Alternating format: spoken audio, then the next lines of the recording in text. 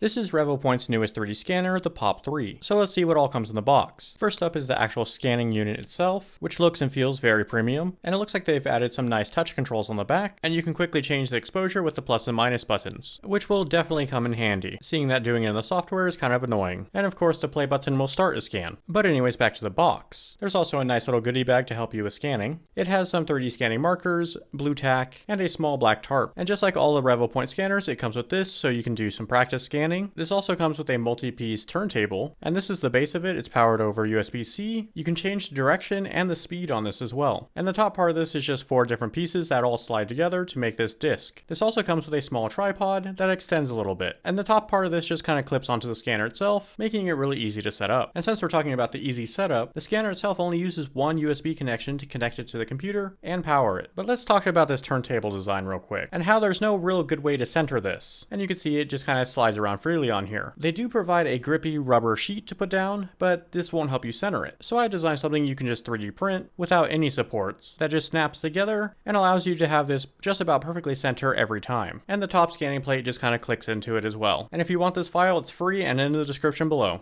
So back to the scanner itself, and you can see it here next to the Pop 2. And by the looks of it, it's quite a bit bigger. And it looks like this is due to having extra LED lights in it that should help with scanning, and making it easier for it to pick up the tracking markers. They should also help for better texture scanning, which is something I just don't do. But you can see them in action here, and you can turn them off at any time.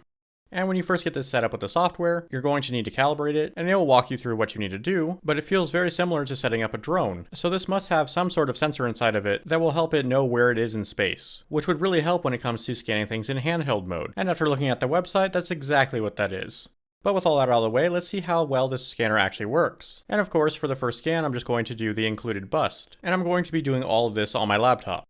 With everything in frame, I just started the scan, and then I'm just going to let it do a full rotation, and then pause it, and then I can move the model itself along with the scanner, and start it back up again. And this scanner should be able to align everything you've already scanned with the new position. And I'll just repeat this process a few times until I've scanned every angle of the object. And with that all done, you might notice that there's a bunch of dots all over the place from the turntable. Luckily, there's something in the software that can remove all this, so you don't have to manually delete them all. But before I can do that, I need to head over to the Edit tab and fuse my entire point cloud together. And I'm not going to be using the auto function. I'm going to go into the manual mode, then into standard, and make it as small as possible so I can capture as much detail as possible. Also, depending on your computer, this will take a few minutes for this to process. But once that's done, I'll have some new settings, and I can use isolation to get rid of all the dots, but I have to detect all of them first. And again, this can take a few minutes to process. But this will select everything that's not attached to your main scan. And if you click apply, it'll delete it all. And there we go, all that junk data is now gone. And it looks like there's a couple holes in this, but I'll show you how to fix that in a little bit. And usually when you're scanning things, there will be overlap, so there's a tool to remove that. And you can see how much it found, and I'm going to remove all that. But it doesn't always get everything, so I'm going to manually erase the stuff around the nose. So now with everything all cleaned up, I could turn all these individual points into a mesh. And I'll be doing this at the highest quality possible to make sure that it's going to keep all the details. And honestly, this came out looking pretty good. But there's still a little bit of cleanup to do. Like this little part down here that is now part of the mesh needs to be removed. And now it's time to actually fill in all these holes. There's a tool in the program that will detect all the holes, and you can fill them in. And you can see them all marked clearly in green, and as you click on them, they turn red. And you can see some weirdness around the ears, and this is just some floating junk data that made it into the mesh. And we're going to get rid of that once I apply everything to filling the holes. And you can see over the eye now, the hole is completely gone. And now all I need to do is use the mesh isolating tool, and it'll select all these parts and get rid of them. And after all that, I have a really clean scan that is watertight that can be 3D printed directly from this. And I am impressed with the level of detail this was able to get. And you can even see the bottom eyelids of the sculpture, along with the details around the nose and lips. So that's pretty much the workflow of how to scan and process something. So now let's try to scan something that's not the ideal object for this, like this AC vent out of my project car. And because it is a black part, I need to spray it with some 3D scanning spray so the scanner can get the best results from it. And after going through the same process that I just showed, here's the scan. You can see it's pretty messy on the inside of this with a lot of junk data, but I was able to get the overall shape of this vent. And now I could technically use this to make something to go where the vent was, like something to hold gauges or to block it off completely. And let's say you don't have the vent anymore, you can just scan the dash. And again, I'm using the 3D scanning spray, which will evaporate in 4 hours. So don't worry, I'm not spray painting this. And here's the results of that scan, which took about 30-45 seconds. And if I did need more data from this, I can always scan it again and combine them. And this scan was actually done using my phone attached to the Pop 3. And then I was able to send the scan data over to my computer to work on it. So I wanted to try something a little bit more complex, so I'm doing the center part of the dash that has vents, radio, controls, and other stuff. And at first glance, it looks like the scan came out pretty good, but if you look closer, there's some weirdness to this, and it lost tracking and doubled things up. And this is a common problem with most 3D scanners. And a lot of the time it comes down to your scanning technique and how you are moving, or if you're scanning too much at one time. So I rescanned just the top part of this, and it came out much better.